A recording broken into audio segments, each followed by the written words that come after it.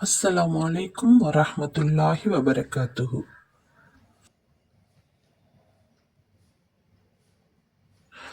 ஜக்கரியா, யஹ்யா, ஈசா, இல்யாஸ் ஆகியோரையும் நேரான வழியில் செலுத்தினோம். இவர்கள் அனைவரும் நன்னடத்தை உடையவர்கள்.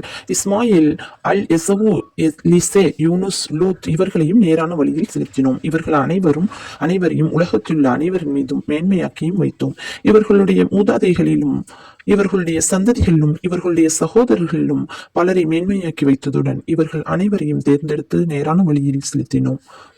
இவர்கள் அனைவரும் சென்ற இதுவே அல்லாஹுடைய நேரான வழியாகும். தன் அடியார்களின் அவன் விரும்பியவர்களை அதில் செலுத்துகிறான்.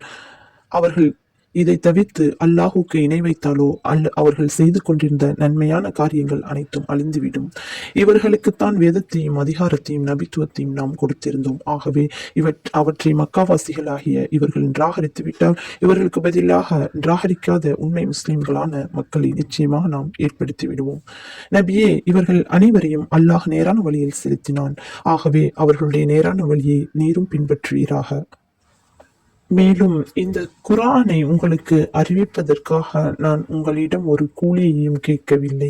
உலகத்தார் அனைவருக்கும் இது ஒரு நல்லுபதேசமாகும் என்று கூறுவீராக.